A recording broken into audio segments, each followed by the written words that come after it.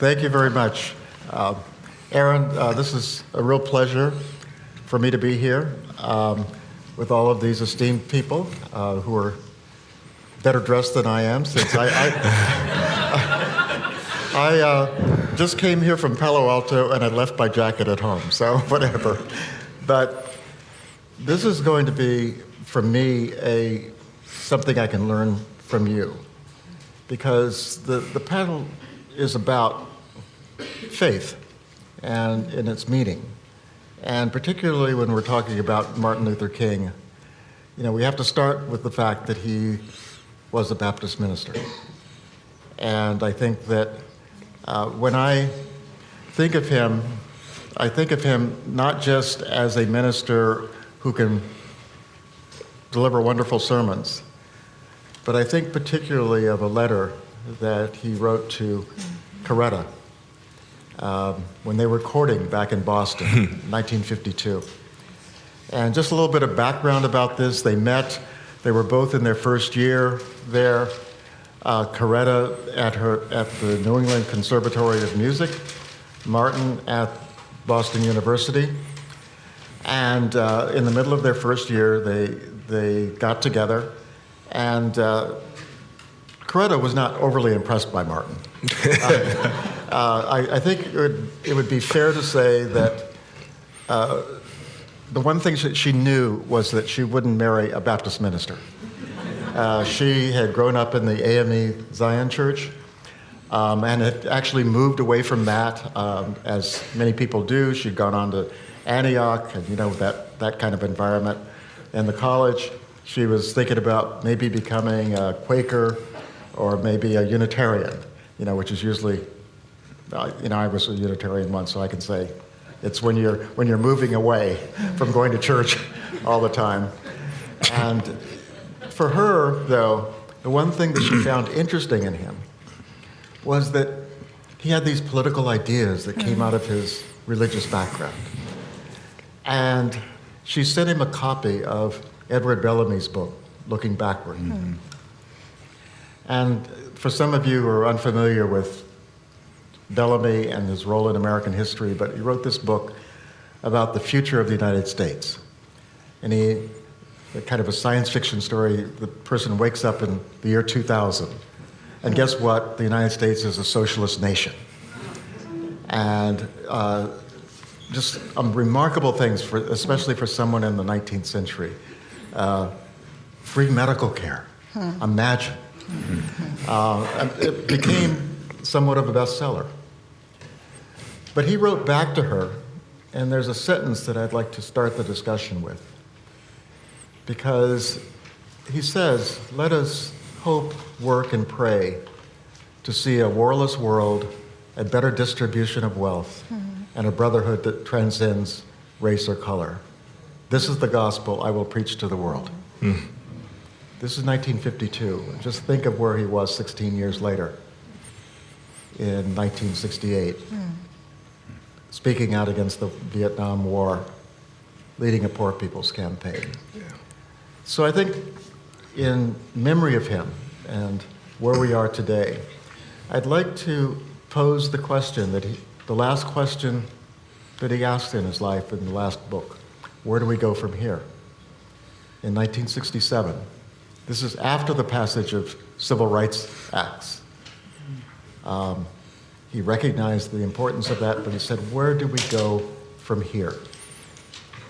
And I don't think we've answered that question. I'd like you three to answer that question.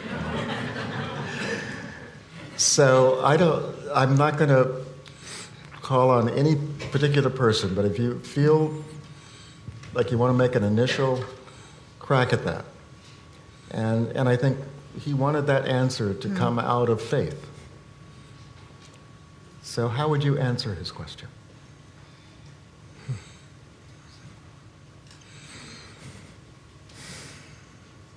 You're smiling. You have to answer.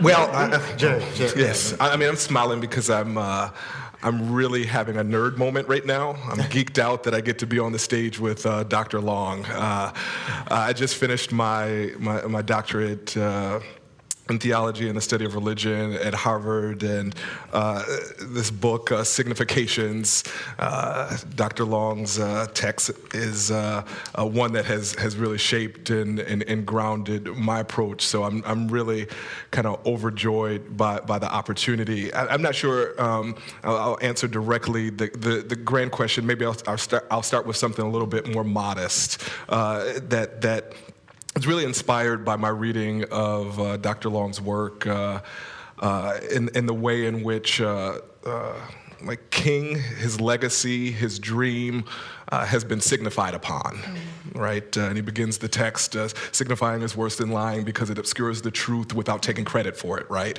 And there's a way in which every year around this time we start talking about a dreaming that is pretty sentimental and kind of kumbaya and all this. And it really ignores the depth of the radical nature of King, right? And of course, we start when we shift towards the later King and the Poor People's Campaign and speech against the war in Vietnam, but that the radicality of King is right from the beginning, right? From the bus boycott to when he offered the Nobel Prize acceptance speech. So where do we start? Kind of where do we go from here is to, if we're going to claim the dream, we've got to decolonize King, to follow Long's work in research on colonization, and because there's a way in which King has been he's been appropriated by American establishment, where in many ways he spoke always against the status quo, right? So if we're going to actually live into the dream, we first have to start by reading King correctly, then we might be able to start answering the question, where do we go from here? Any other thoughts? Since you're the person that everyone is going to be looking to, because I should say that Charles Long is a legendary character. I mean, in terms of the epistemology of religion, I think that all of us are in your debt. Yeah. And he was telling me before, what am I going to say on this subject? but I have a feeling that you'd have a few words to say. Well, I told Clayton that I would work on what he said. And that's exactly what I'm going to do. Okay. You mentioned Bellamy's book, Looking Back. I'm going to look back a little bit. Because given that statement that King made in the letter, you have to ask yourself, where did he come from? How does a person of African descent of an enslaved tradition in the United States get these ideas that there ought to be something good? Not only that he should be treated better, but that those people who oppress them ought to be treated better. Where does this come from? Where does it come from that a person out of a background like this is nonviolent and does not grow up wanting to go out, organize some kind of vengeance upon these folks? Right. Where does he come from? Now, this is not out of some quiescent background that came out of the enslaved tradition. This man is a fighter. He just fights nonviolently. Yeah. So we have to ask, where did it come from? How did enslaved people understand and discern a meaning of freedom that all those folks in the Enlightenment who were trying to make the American tradition never understood and haven't understood to this day? So I'm asking that kind of question about the ancestry of King, those traditions out of which he came. And those traditions which are still very important, they are not to be, well, we got past that. We got past it so we could elect the present president. You see? No, we need those kinds of meanings of those traditions very much so. That was the kind of habit of a number of American authors of historical works when they were talking about black folk, to have titles that gave you a sense that there was something going on other than just plain history here. And I'm speaking of works like Genovese's Roll, Jordan, Roll, or Taylor Branch's Parting the Waters, or Fogelson's Time on the Cross. These are serious scholars of history and economics. But they don't entitle their books such that you would know that they were doing history. And the titles are spiritual, like, you know, they said like, Parting the Waters. Roll, Jordan, roll. This man is a Gramscian kind of Marxistic thing, and he read the book, Roll, Jordan, Roll.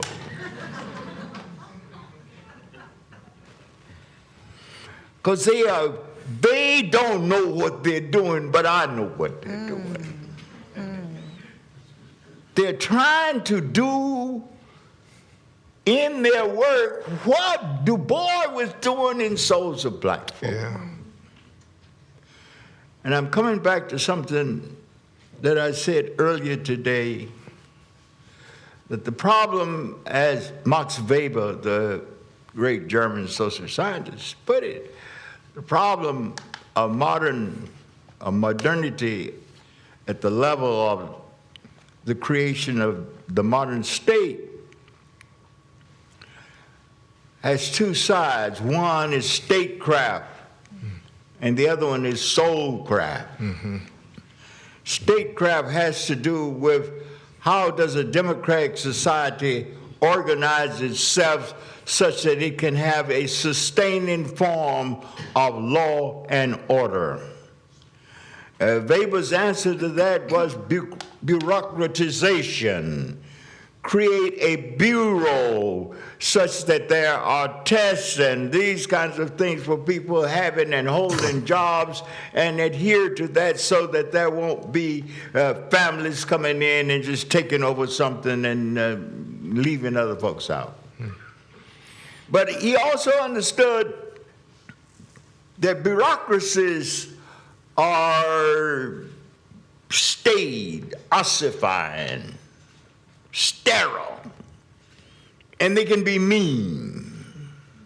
As you know, if you've been caught up with a small bureaucrat. And they cannot sustain themselves alone. The other side of it was soulcraft. Now, soulcraft has to do with how do all these subjectivities that you have in a democratic society, all of these subjectivities, all claiming that what they want to do is an exercise of their freedom. But obviously, they all can't do what they want to do, you see. So the question here is, how can all these folks who have some powers find a way to create a society that has some modes of intimacy and understanding among and between those in it? That's soulcraft. And he found out what he found out, and you would read it quite clearly in his great book, that in America, we couldn't figure out soulcraft. We have gotten ourselves into a thing where we know how to produce stuff. We got a lot of law and we got a lot of order and all that. But it's like we locked ourselves inside an iron cage and threw away the key. And so we have the dilemma of modernity, especially in the United States. Now, what Du Bois was trying to do was to say that black folks brought the gift of spirit, the gift of soulcraft to the United States. And that one way by which you could understand that was to see the interrelationship of these two groups in the country. Now, what we saw in King was in action. In action in King. You saw King doing soul work. See? You saw him undertaking the job of soulcraft. And this job of soulcraft is absolutely needed. You see what happens when you don't have soulcraft after all these years. Yeah. You elect an ignoramus as your president. And you faithfully did it. You did it with your eyes wide open. Because you have no soul anymore. You don't even look forward to ever having a soul anymore. And so this is one of the problems we have when you have not had a king walk the land in a long time. And so many people have given up the sheer possibility of there being a viable nation that not only has statecraft, but also soulcraft. That we have a society where there is no intimacy, there is no trust between and among the members of that society. Some of our most brilliant people are running off into sentimentalities and utopianisms and romanticisms, all of which lead to more divisions and more divisions. So my own feeling is that it would not do us harm to sort of undertake to go back and think about King some more. That where do we go from here is where King went. King went back to his ancestors. And now that King has joined our ancestors, let's go back and look at our ancestors. Thank you.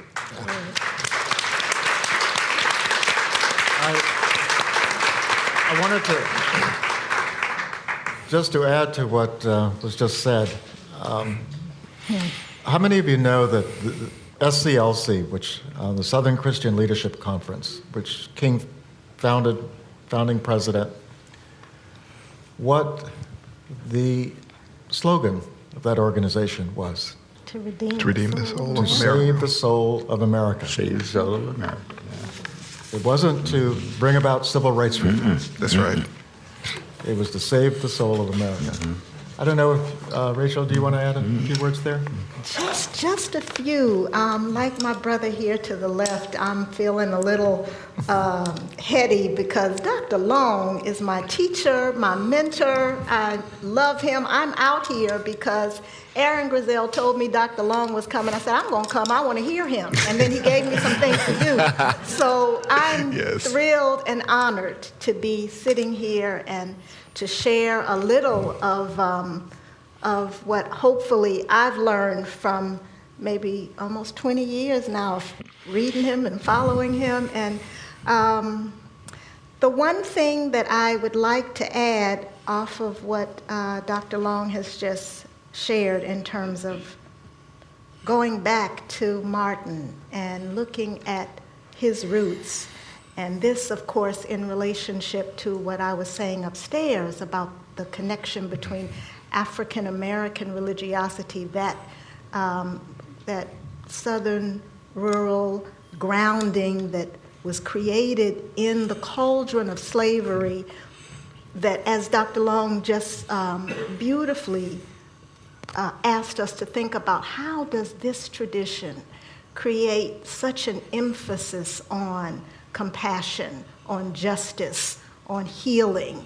And what was so thrilling and exciting to me as I began my studies with Dr. Long as a graduate student was looking all over the diaspora, all over these countries, because of course every country in the Americas had slavery at some point. And every one of those places has religions that those Africans and their descendants created.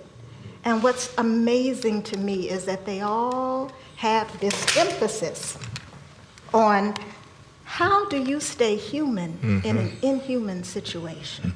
That's the heart of the question of black religion in the Americas.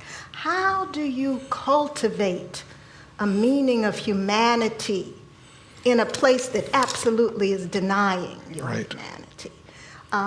So to me, that's and I've been here for 3 days listening to my teacher. And one of the things that he has mentioned several times that resonates, again, very much with my own thoughts about this is the importance of, for us here in the States, the spirituals tradition. Right? That tradition of song, the sorrow songs, those songs that were created in the midst of our Holocaust, that gave us the strength to pass through and to pass on strength.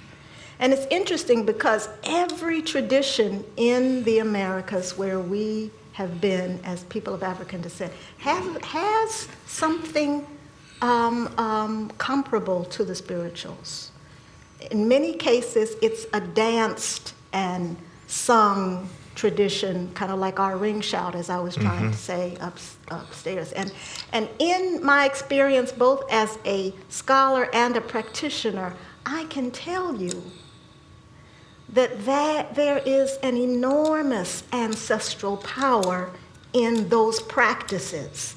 And that is what the folks in Selma, in Albany, in Birmingham, in Macon, that's what they used. They went into those churches and they sat there and sang. And they sang those old ancestral songs until the music and the energy started coming up through the floorboards into the bodies and gave them the strength to do what they needed to do. So I would just encourage us, those of us who are connected to those African and African American ancestral traditions, and those of us who is everybody here who has some ancestral tradition of strength making. Some indigenous ancestral tradition of strength. We all have it.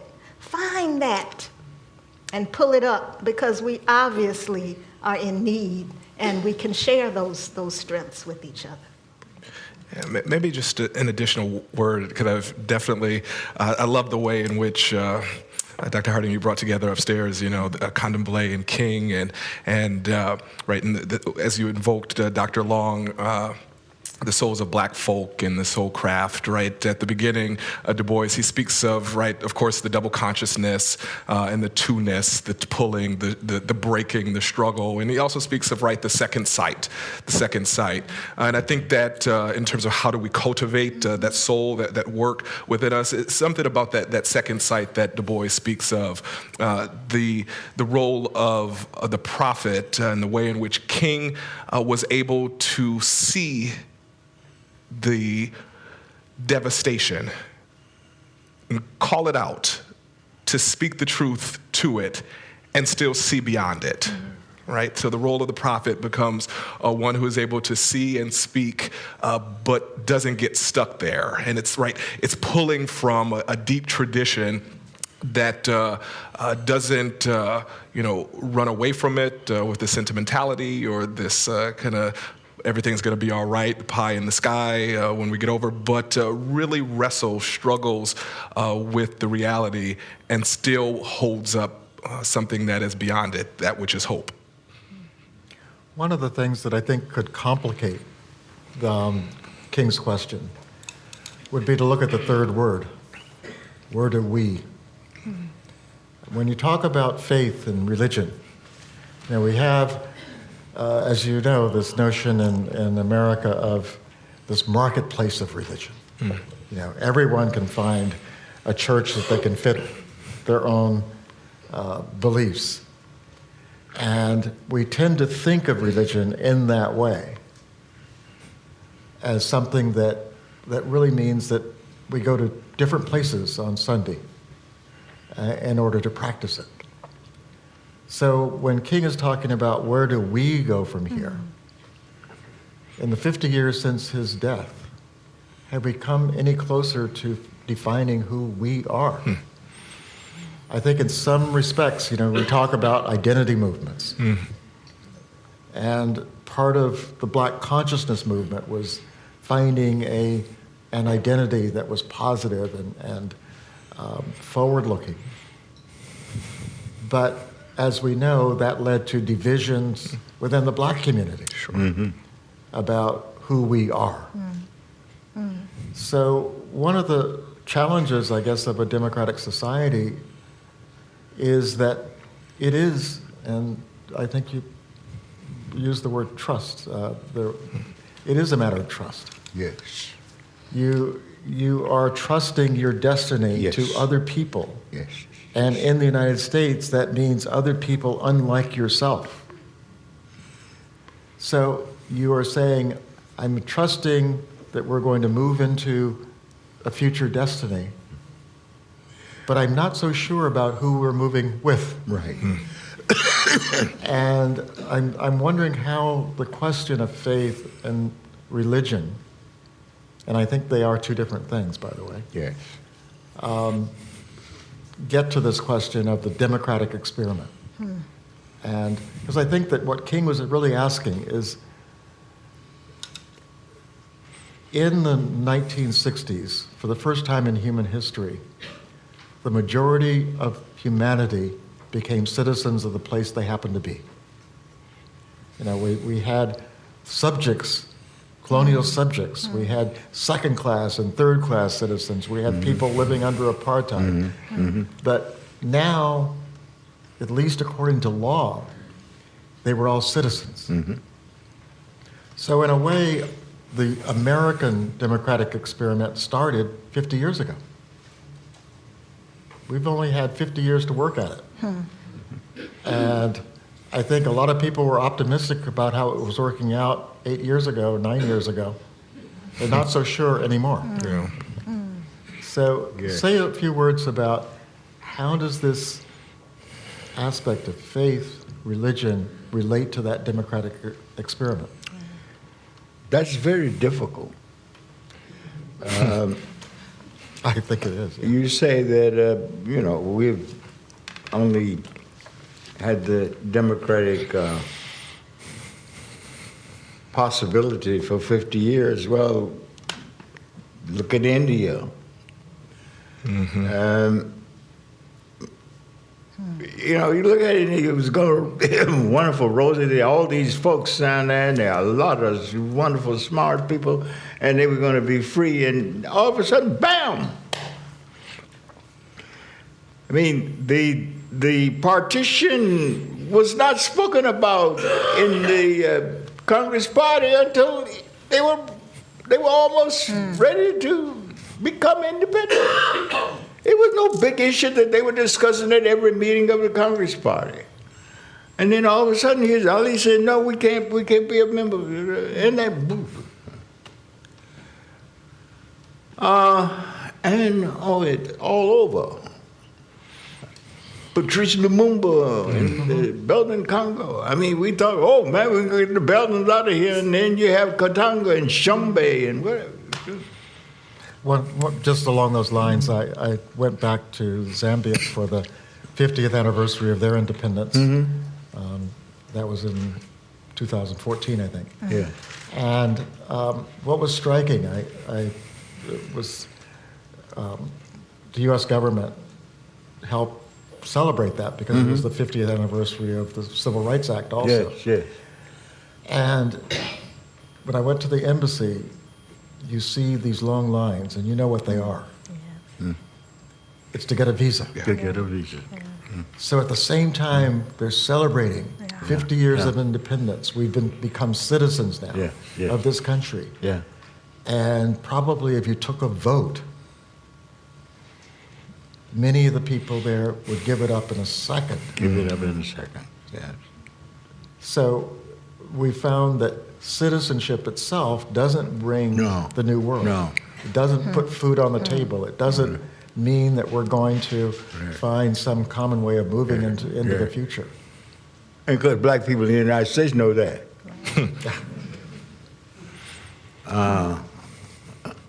But my own feeling is that there has to be another way. We've put our trust in contractual notions of exchange, thinking that they were much more reliable than anything else because they could be brought before a court of law. But we have found out that the courts of law can be as tricky as not having one, even worse. I want to go back to maybe something Du Bois said, or it's even in King, and it's really talking about exchange more in terms of gifts. And it's related then much more to notions of trust and faith and so on. This morning, it struck me that at that church, the whole spirit of that church gave me a sense of what, when I was in school, they used to call intentional communities. That is, communities that decided that, well, we don't want to live like everybody else, but we don't want to make a big thing of ourselves. But if you come in here, this is what we do. We trust each other. And we live in terms of that trust in each other in ways that people outside of this group need a contract, need a bill or whatever. And often you have these intentional communities. One that was very famous in the Protestant tradition was in Iona in Scotland. And you had quite a few here in the United States, but they've all gone under. But there has to be a beginning of those kinds of communities. I think, I guess I don't trust the political possibilities of the country very much anymore. We still will do politics, but politics has become so respectably corrupt. It's all right to be a billionaire running for Congress. Now, who ever heard of such a thing? I mean, why you got to be a billionaire? How you a billionaire going to run for Congress? Going to represent me, So that it's a respectable corruption. And this is the Democrats, the Independents, Republicans, they all do it. So you keep going through those motions, but you don't expect very much coming from it. And that I think we need to take more initiative in terms of the powers and freedoms that we have as individuals, to join with other individuals to bring about a new orientations within the society. Such that we will be able to recognize the human face regardless of where it is or what color it is or what faith it says it has, that we'll be able to recognize it. Because now what the proper formulaic jargon is, you don't recognize the human face unless it looks like yours. I think of communities, one of the things about going to church like yours is that you see more of a reflection of the rest of society. Yes. And it's, it's remarkable in the sense, I think probably most of the audience knows that King quote about the most segregated hour Yeah. this morning. Yes, yes. And, so if faith is going to be part of the answer, how do we get past that? How did we get to this point where you have 1,000 faiths, each of them moving apart as opposed to together? And in fact, with respect to the political world, being a divisive force in the political world. Yeah, and in light of this, right, the fracturing of the demos of the people, right, especially, as the identity politics plays out, 60s, 70s, right, there might be a movement, and that's some of what we experienced at Glide on Sunday, right, of the coming together through intersectionality, right? The ability to see commonality of struggles, and then a willingness to stand up and support one another, right? What that might mean practically, right? Even this weekend, tomorrow in the King March, right? The same folks that will show up tomorrow need to show up on Saturday for the Women's March, and vice versa.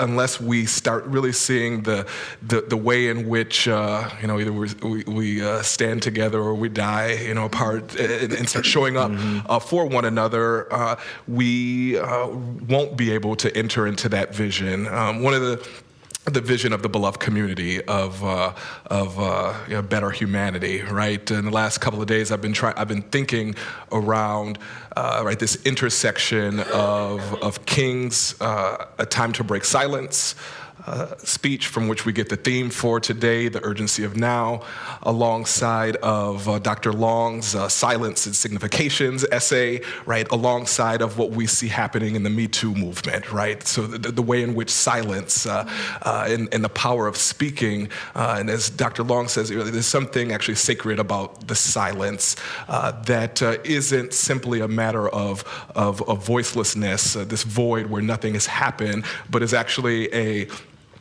construct of the colonial power, and now when we see women speaking up, claiming power, it's not because, right, they didn't have anything to say, but these systems have oppressed and held down. So when then King speaks out of the silence, it's actually from a deep sense of contemplation, a deep sense of urgency, a deep sense of necessity, whereby his rejection of the war in Vietnam is because he sees the bigger picture, the bigger struggle, and that there can't be a true ending of poverty when we are contributing to a war machine, right?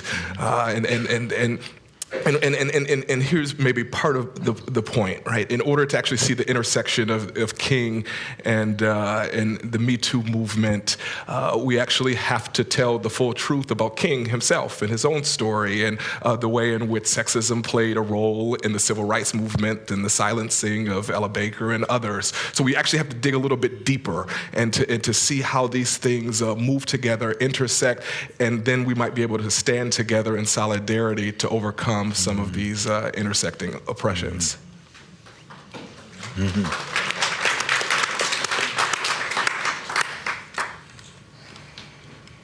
Well, one way in which we can at least think about that is to try to, again, get to this question of what holds us together. I mean, it seems like if you go back to the prophetic tradition, one of the basic questions is, what is my obligation to the stranger? Do my moral obligations extend beyond my family, my tribe, now my race, nation? What obligation do we have to the stranger? And that's the Good Samaritan story. That's and to me, that's the essence of where we are today. How many of us even know who our neighbor is? We've become so atomized, in terms of how we live our lives. And despite social media, does it really bring us any closer together? To some degree it does, but it provides another way of saying, I know my community are people who think like me or very much like me. You know, Facebook started as a way for people at Harvard to get to know each other. And there is still that aspect of it. So how do we build community? How do we, and particularly as people of faith, how does that build community as opposed to divisiveness? I can say something very briefly, actually kind of riffing a little bit off of what Dr. Long mentioned about these intentional communities that have existed at different points in the nation. I had parents who were really interesting. They met, my dad came out of the Seventh-day Christian tradition, the West Indian version of Seventh-day Adventist, and my mother came out of a family that was kind of just grounded in a general African-American Southern mysticism that manifested in a lot of different ways. But anyway, they met in the Mennonite church in the late 50s, early 60s. And for most of my life, they had connections to these intentional kinds of intentional communities that Dr. Long was mentioning.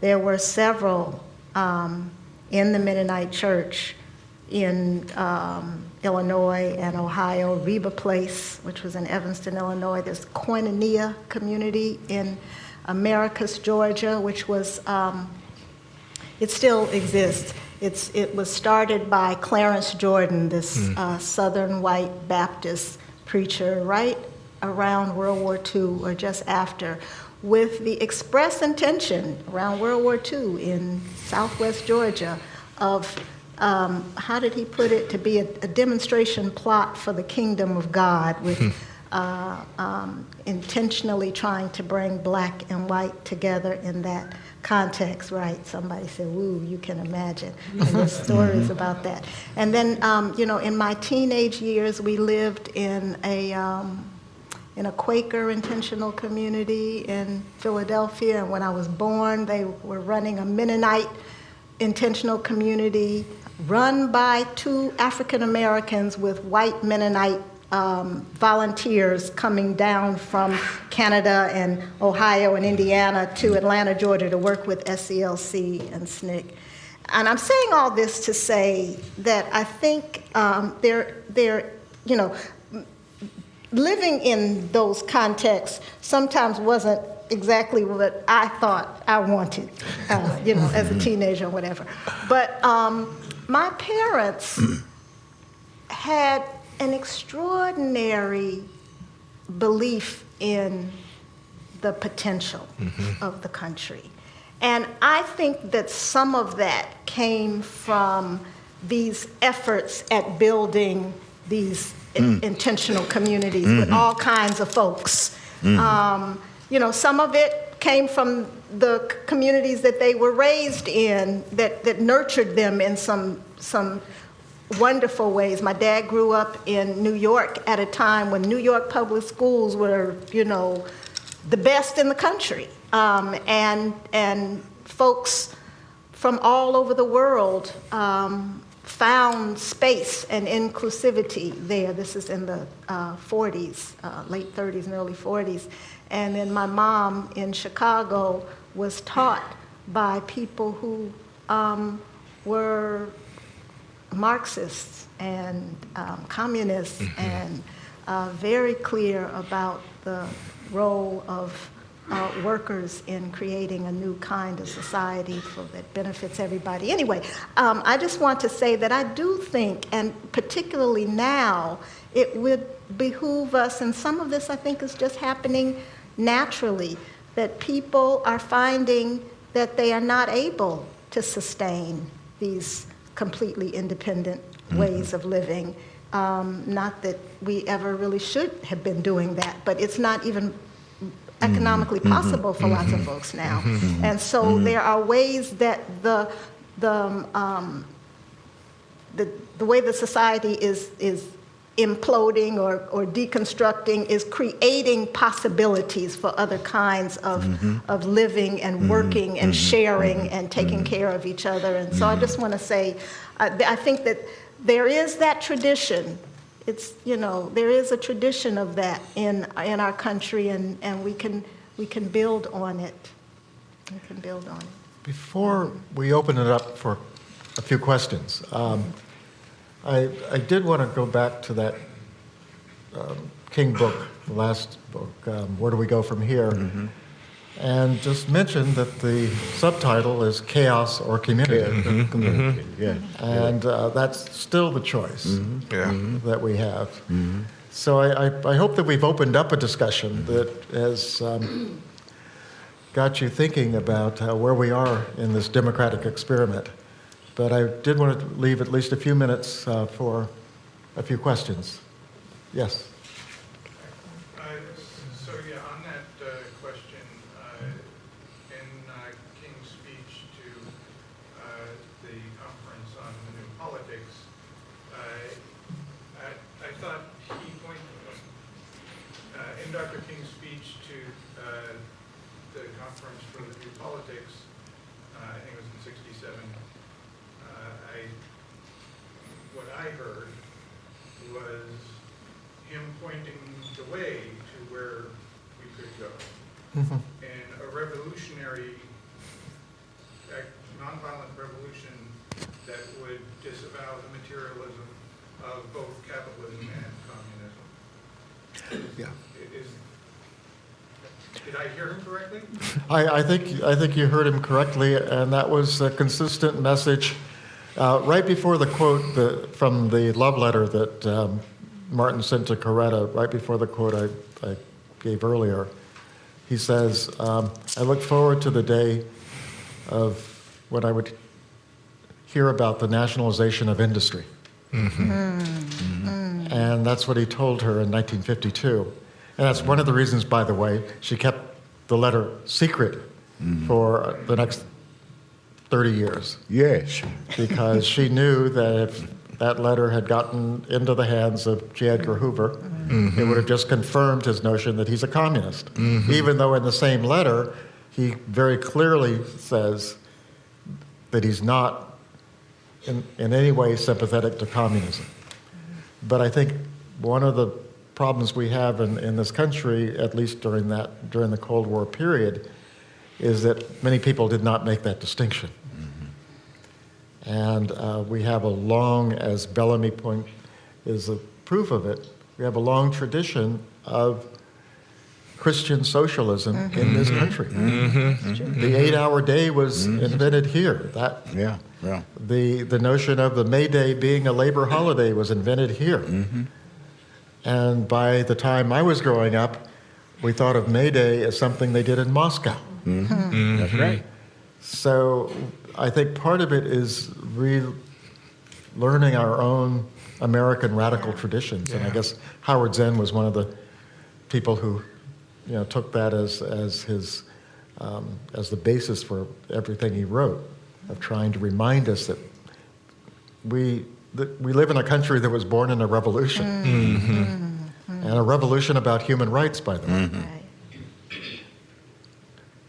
Any other questions? Let's say I just want to make sure I'm not missing anyone back. Yeah. Hi. Thinking about the paradigm of statecraft versus soulcraft, reminds me of been thinking for some time that one of the sort of central difficulties in resolving the troubled history of this country is acknowledging the deep moral wrong of slavery and what kind of social inversion it must have taken for folks to be able to live with themselves, or with a master class to be able to enslave people. And it seems to me that if we were putting it in terms of statecraft, soulcraft, that part of the paradigm of slavery is the accentuation of statecraft to the annihilation of soulcraft. So if we're to move forward, is it necessary, in your views, to resolve that, or is that something that we can sort of work around as some people would have it? And if so, how might we think about that? Well, I think we have tried to work around it and it didn't work. I think that the Reconstruction, the so-called Reconstruction, was just destroyed by trying to work around it. This kind of reuniting of the North and South just ignored all the blood that had been spilled. And not only ignored all the blood that had been spilled on the battlefields, but it also denied what the real problem was. And once it denied what the real problem was, hardly anybody was willing to accept it again and say, this is the problem. So we keep going around acting as if something else is the problem instead of slavery. We don't even want to admit that the war was fought because of slavery. And so Americans spend so much time trying to be so purely good that they overlook the fact that you're not purely good. We are not purely good. A bunch of people who got thrown over here for one way or another in on space, and horrible things have been done.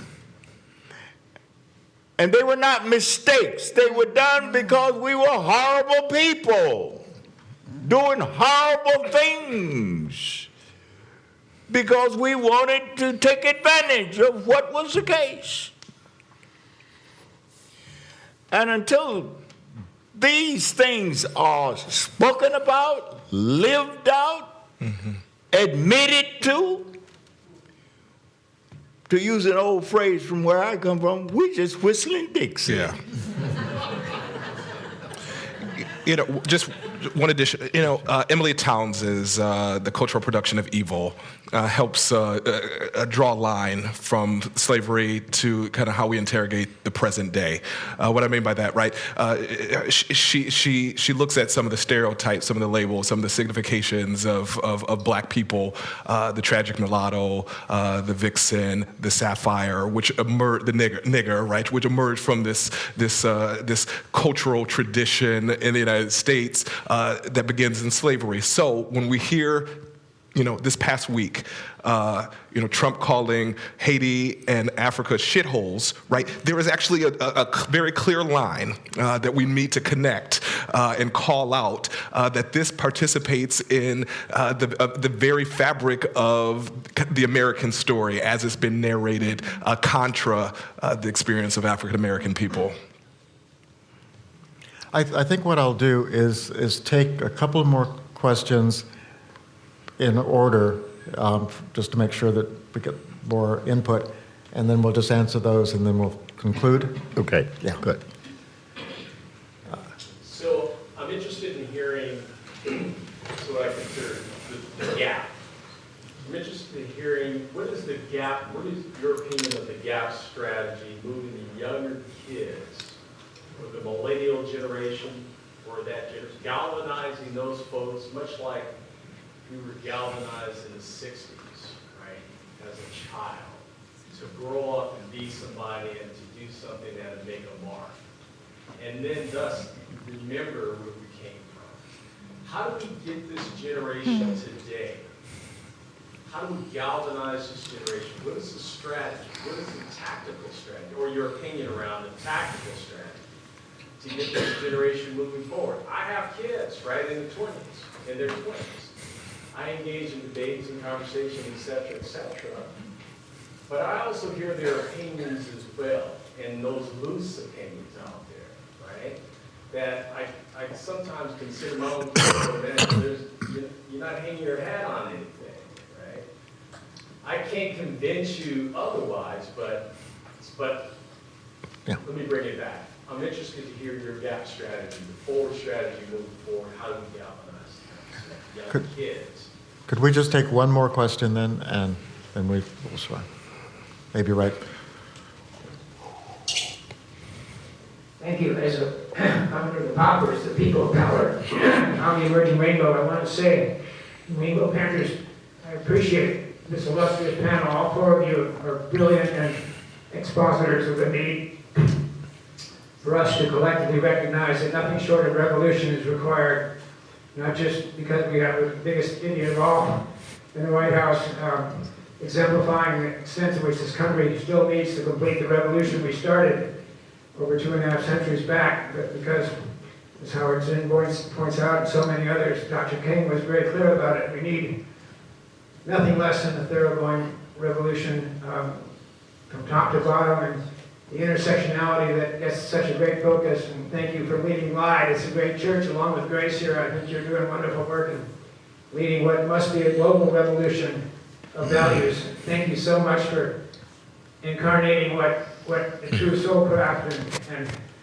the true nature of government, God over man. We're all holograpically speaking, chipped off the old block, and let us manifest God together. And thank you very much for bringing out this point, as Dr. King would rejoice in, that we need, if Jesus wasn't a communist, I don't know who was. We need to truly collectivize our dilemma and emerge as liberated individuals on this blessed Mother Earth. It's time to recognize Mother God wants to come through. Thank you very much.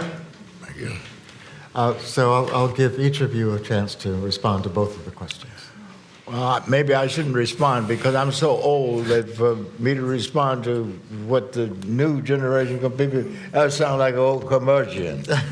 But there was something that happened right here at this conference that just made me feel maybe I got something to say. And last night I met a group of young people who were part of this conference. And they were comic book writers, you know. Some of them were academics, some of them weren't. But it was so fresh. It was so fresh.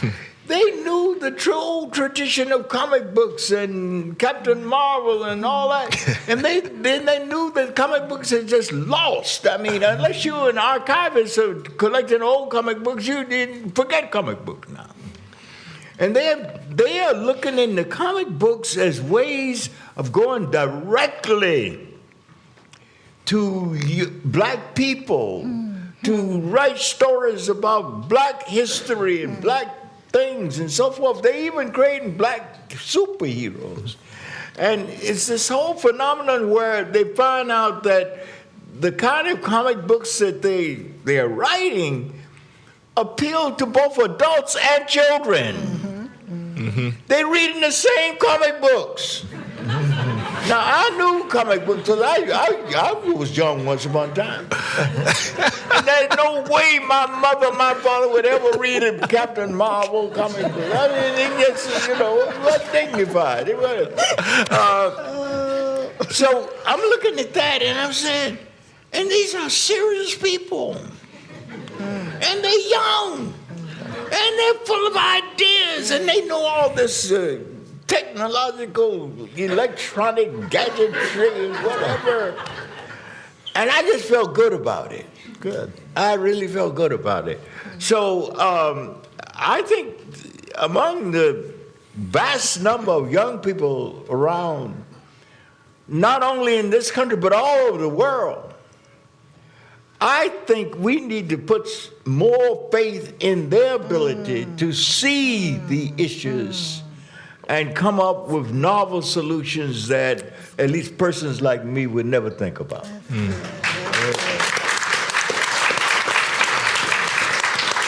two want to add to that?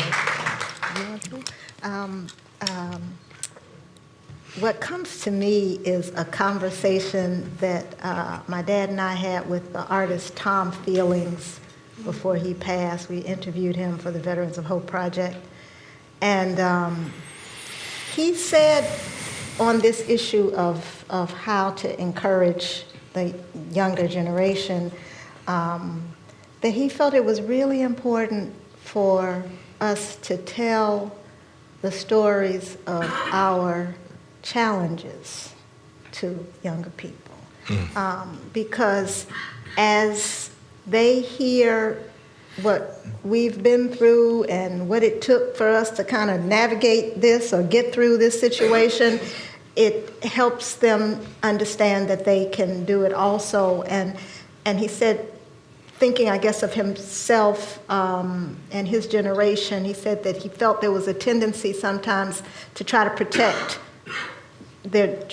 parents had a tendency to try to protect their children from knowing the worst of what they had experienced, but that there's a real, there's strength and there's lessons in knowing. And so I would just say that, to share the hard parts of your life with the children around you so that they know they can get through that. Yeah, to share and show up for one another, and what would it look like for all of us to support Black Lives Matter, to show up and just be in the room as a support to listen from the wisdom that are in those rooms, in those movements, and to learn from, because there is a collective wisdom that is among us, but we don't always give attention to it. I think of there's something about this gap in respectability, right? And I think of Zora Neale Hurston says, she says, if you're silent about your pain, then they'll kill you and say that you enjoyed it, right? And the way in which Zora Neale had a way in which her dream for the nation was somewhat disrespectable in relationship to Du Bois and the generation before. So I think we see played out between Black Lives Matter movement and the Civil Rights movement, this negotiation, this friction, this conflict between kind of a respectable politic and what's been deemed as a disrespectable politic, and the resistance and the movement. So what would it mean to grapple with that, to lean in, to stand in solidarity with, and to make space for a movement that is speaking for love and justice, but maybe speaking in a way that we're not quite familiar with yet? Good. Well,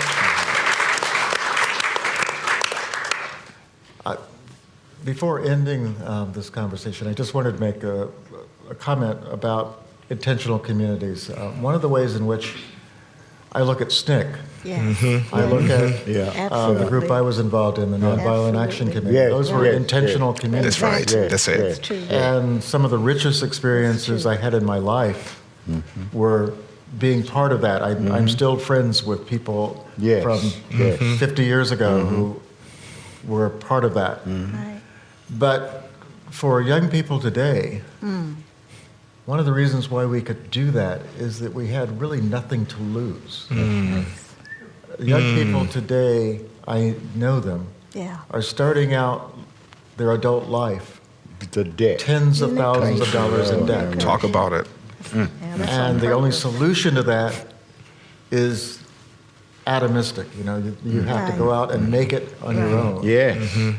So I think that we have to start addressing those kinds of issues in terms of making it possible for them to have that kind of experience that both of us were so influenced So by. that means you got to ask the question, what in the hell do we have a government for? Right, exactly. I mean, we have a government. Exactly. What does it do for you? Yes. I mean, you go to other places, they paying kids to go to college. Yes. You go to Scandinavia, you just bring your high school thing there and go to college. Right. And then they pay you. Right. And this, oh Lord have mercy.